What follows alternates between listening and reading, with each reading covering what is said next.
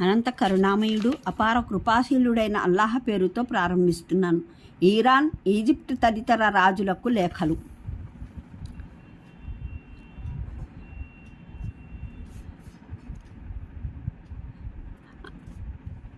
నువ్వు చెబుతున్న విషయాలు నిజమే అయితే త్వరలోనే ఆయన సామ్రాజ్యం ఈ ప్రాంతం జెరూసలేం వరకు విస్తరిస్తుంది. ఒక దైవ ప్రవక్త రానున్నాడని నాకు తెలుసు, కానీ ఆ ప్రవక్త అరేబియాలో పుడతాడన్న సంగతి నాకు తెలియదు. నేను గనుక అరేబియా వెళ్ళగలిగితే ఆయన్ని తప్పకుండా కలుసుకుంటాను. ఒకవేళ నేను ఆయన దగ్గర ఉంటే ఆయన పాదాలు కడుగుతాను. సంభాషణ ముగిసిన తర్వాత చక్రవర్తి అరబ్బు వర్తకుల్ని బయటికి పంపించాడు. అబూ సుఫియాన్ తోటి వర్తకులతో తిరిగి వస్తూ, ఓహో, మొహమ్మద్ హోదా ఎంతగా పెరిగిపోయింది, ఇప్పుడు రోమ్ చక్రవర్తి కూడా అతనికి భయపడుతున్నాడు అన్నాడు.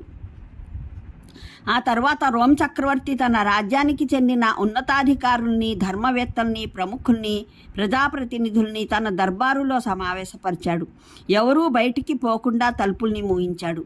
తర్వాత సభికుల్ని ఉద్దేశించి, మీరు శ్రేయోసాఫల్యాలు కోరుకుంటున్నారా? మీ రాజ్యం యథావతథంగా ఉండాలని కాంక్షిస్తున్నారా? అయితే మీరంతా మొహమ్మద్ ప్రవక్తను విశ్వసించండి అన్నాడు. సభికులు ఈ చివరి వాక్యం వినగానే అగ్రహోదగ్రులై దిగ్గున లేచి తలుపుల వైపు దూసుకుపోయారు. కానీ తలుపులు మూసి ఉన్నాయి. చక్రవర్తి హెరాక్లియన్ సభికుల ఆగ్రహాన్ని చూసి నిరాశ చెందాడు. వెంటనే అతను వారిని పిలిపించి, నేను మిమ్మల్ని మీ మతం పట్ల మీకెంత దృఢ విశ్వాసం ఉందో పరీక్షించడానికి మాత్రమే ఈ మాట అన్నాను. అందులో మీరు నెగ్గారు అన్నాడు. అప్పుడు సభికులు శాంతించారు. సంతోషంతో వారు అతని ముందు మోకరిల్లారు. హెరాక్లియస్ పరలోక సాఫల్యం కాదని ప్రాపంచిక ప్రయోజనాలకు ప్రాధాన్యం ఇచ్చాడు. ఇరాన్, ఈజిప్టు తదితర రాజులకు లేఖలు. ఇరాన్ చక్రవర్తి ఖుస్రో సర్వేస్కు రాసిన లేఖను హజరత్ అబ్దుల్లా బిన్ హస్మి బిన్ హుజాఫా అస్మి రజీ తీసుకువెళ్ళారు. ఆ లేఖ ఈ విధంగా ఉంది. కరుణామయుడు, కృపాసాగరుడు అయిన అల్లాహ్ పేరుతో ప్రారంభం.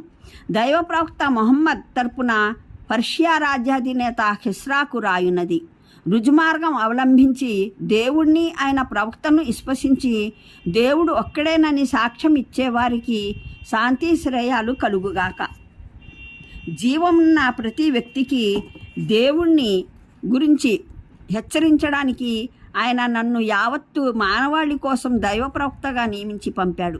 కాబట్టి మీరు ఇస్లాం స్వీకరిస్తే శ్రేయస్కరమైన శాంతియుతమైన జీవితం గడుపుతారు. లేకపోతే మొత్తం అగ్ని పూజారుల పాపభారం మీ మీద పడుతుంది. ఇరాన్ చక్రవర్తి దైవవ్రత సల్లల్లాహు అలైహి వసల్లం లేఖను చూడగానే మండిపడ్డాడు. ఆ లేఖలో ముందుగా తన పేరు ప్రస్తావించకుండా కరుణామయుడు, కృపాసాగరుడైన అల్లాహ్ పేరుతో అని రాయబడిన తీరే అతనికి నచ్చలేదు. అందువల్ల అతను కోపం పట్టలేక ఆ లేఖను ప్రవక్త దూత ఎదురుగానే చించిపారేశాడు. అంతటితో అతని కోపం తగ్గలేదు. ముహమ్మద్ సల్లల్లాహు అలైహి వసల్లం శిరస్సును ఖండించి తీసుకురమ్మని యమన్ గవర్నర్ని ఆదేశించాడు. ఇరాన్కు పోయిన ప్రత్యేక దూత తిరిగి వచ్చి ఈ విషయం దైవప్రవక్త సల్లల్లాహు అలైహి వసల్లంకు విన్నవించారు. దైవప్రవక్త సల్లల్లాహు అలైహి వసల్లం ఈ సంఘటన గురించిన వివరాలు విని దేవుడు అతని సామ్రాజ్యాన్ని తునాతునకలుగా చేసి అతన్ని అధికార భ్రష్టుని చేయుగాక అని శపించారు. ఇలా శపించిన కొన్నాళ్లకే ఇరాన్ చక్రవర్తి పర్వేజ్ హతమార్చబడ్డాడు. తర్వాత అతని కొడుకు సింహాసనం ఎక్కాడు.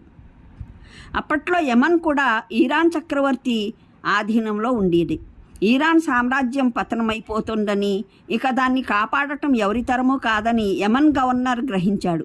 వెంటనే అతను ఇస్లాం స్వీకరించాడు. ఆ విధంగా అతను ఇస్లాం సామ్రాజ్యంలో యమన్ గవర్నర్గా కొనసాగాడు. యమామా రాజు ఇస్లాం స్వీకరించడానికి మాత్రం తన ఆమోదం తెలిపాడు, కానీ అధికారం తన చేతిలోనే ఉండాలని షరతు పెట్టాడు. షరతులతో కూడిన అతని ఇస్లాం స్వీకారాన్ని దైవప్రవక్త సల్లల్లాహు అలైహి వసల్లం తిరస్కరించి శపించారు. బహురైన్ రాజు మనస్ఫూర్తిగా ఇస్లాం స్వీకరించాడు. అతని ప్రజలు కూడా ఇస్లాం స్వీకరించి ముస్లింలుగా మారిపోయారు. ఈజిప్టు చక్రవర్తి మహూహస్ పేరా రాసిన లేఖను హజరత్ హాతిబ్ బిన్ అబీ బల్హా రజీ తీసుకువెళ్ళారు. ఆ లేఖ ఈ విధంగా ఉంది. కరుణామయుడు, కృపాసాగరుడు అయిన దేవుని పేరుతో ప్రారంభం. దైవప్రవక్త మొహమ్మద్ తరపున హల్తీల నాయకుడు మహోస్కు రాయునది. సన్మార్గగాములకు శాంతి శ్రేయాలు కలుగుగాక. నేను మిమ్మల్ని ఇస్లాం ధర్మం వైపునకు ఆహ్వానిస్తున్నాను. మీరు ఇస్లాం స్వీకరిస్తే శ్రేయస్కరమైన జీవితం గడుపుతారు.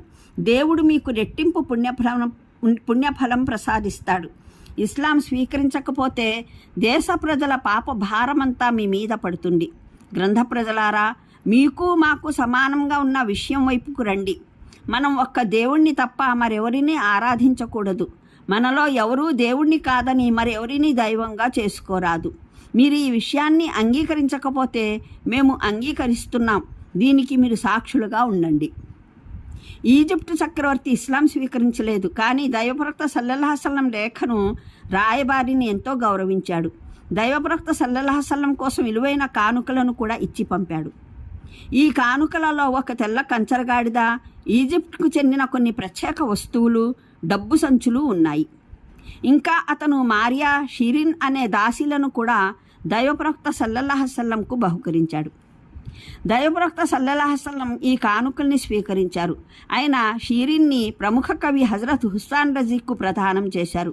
మారియా రజీను స్వయంగా తానే స్వీకరించి వివాహం చేసుకున్నారు. అబీసీనియా, ఇథియోపియా చక్రవర్తి నీగన్ నజాషీ పేరిట రాసిన లేఖను హజరత్ అమ్ర్ బిన్ ఉమయ్యా రజీ తీసుకువెళ్లారు. ఆ లేఖ ఈ విధంగా ఉంది: కరుణామయుడు, కృపాసాగరుడైన దేవుని పేరుతో దైవప్రవక్త మొహమ్మద్ తరపున అబీసీనియా రాజ్యాధినేత నజాషీకు రాయున్నది. సన్మార్గగాములకు శాంతి శ్రేయాలు కలుగుగాక. నేను మీ ముందు సామ్రాజ్యనేత అయిన అల్లాహను స్తుతిస్తున్నాను. ఆయన తప్ప మరో ఆరాధ్య దైవం లేడు. మరియం కుమారుడు ఈసా దేవుని ఆత్మ. ఆయన దివ్యవచనం అని దాన్ని దేవుడు శీలవతి పవిత్రురాలైన మరియం గర్భంలో ఊదగా ఆమె గర్భం దాల్చి ఈసాను కన్నదని నేను సాక్ష్యమిస్తున్నాను. దేవుడు ఆదంని తన స్వహస్తాలతో సృష్టించినట్లు ఆయన ఈసాను కూడా తన స్వహస్తాలతో సృష్టించాడు. నేను మిమ్మల్ని సాటిలేని ఏకైక దేవుణ్ణి విశ్వసించే విషయం వైపునకు పిలుపునిస్తున్నాను. నా దగ్గరకు వస్తున్న దివ్యాష్కృతిని విశ్వసించి నన్ను అనుసరించండి. నిస్సందేహంగా నేను దైవ ప్రవక్తను. నేను మిమ్మల్ని మీ ప్రజల్ని ఆ దేవుని వైపుకు పిలుస్తున్నాను. నేను నా సందేశం మీకు అందజేసి నా విధి నిర్వర్తించాను. నా ఉపదేశాన్ని స్వీకరించండి. సన్మార్గగాములుగాకే శాంతి శ్రేయాలు కలుగుగాక. అబీసినియా రాజు నజాషి సంతోషంతో ఆ లేఖను గౌరవిస్తూ, మీరు నిజంగా దేవుని సందేశహరులే అని నేను సాక్ష్యమిస్తున్నాను అని జవాబిచ్చాడు. ఆయన అంతకు ముందే అబీసినియాకు వచ్చి ఉన్న హజరత్ జాఫర్ రజీ చేతి మీదుగా ఇస్లాం స్వీకరించారు. అబీసినియాలో మక్కా నుండి వలస వచ్చిన ముస్లిం కాందసీకులు అనేక మంది ఉన్నారు. ఆ కాందసీకులలో హజరత్ ఉమ్మె హబీబా రజీ కూడా ఉన్నారు. ఈమె అబూ సుఫ్యాన్ కుమార్తె, అబ్దుల్లా బిన్ హజష్ భార్య. అబ్దుల్లా ఉద్యమం ప్రారంభ దశలోనే ఇస్లాం స్వీకరించారు. అయితే వీరిద్దరూ అబీసీనియాకు వలస వచ్చిన తర్వాత అబ్దుల్లా మతభ్రష్టుడైపోయాడు. క్రైస్తవ మతం స్వీకరించి కొన్నాళ్లకు చనిపోయాడు. హజరత్ ఉమ్మె హబీబా రజీ మాత్రం ఇస్లాంలో స్థిరంగా ఉన్నారు. మక్కా నుండి అబీసీనియాకు వచ్చిన తర్వాత భర్త చేసిన విశ్వాసఘాతకం వల్ల అతనికి దూరమైపోవలసి వచ్చింది. ఆ విధంగా ఆమె దిక్కులేని అభాగిని అయిపోయింది. దైవప్రవక్త సల్లల్లాహు అలైహి వసల్లం ఆమె పరిస్థితి తెలుసుకొని ఎంతో జాలిపడ్డారు. ఆపద సమయంలో సహనం వహించాలని, పరిస్థితుల్ని ధైర్యంతో ఎదుర్కోవాలని ఉపదేశించారు. అయితే భర్తకు దూరమైన ఈ దీనురాలు ఎన్ని కష్టాలని ఎదుర్కోగలదు? ఈ కష్టాల నుండి ఆమెను గట్టెక్కించేందుకు స్వయంగా దైవప్రవక్తే ముందుకు వచ్చారు. ఆయన నజాషీ రాజుకు మరో లేఖ రాశారు. తాను ఉమ్మె హబీబాను వివాహమాడదలిచానని. దీనికి ఆమె అంగీకరిస్తే రాజు నజాషీ స్వయంగా వకీలై తనతో ఆమె వివాహం జరిపించాలని ఆ లేఖలో రాశారు.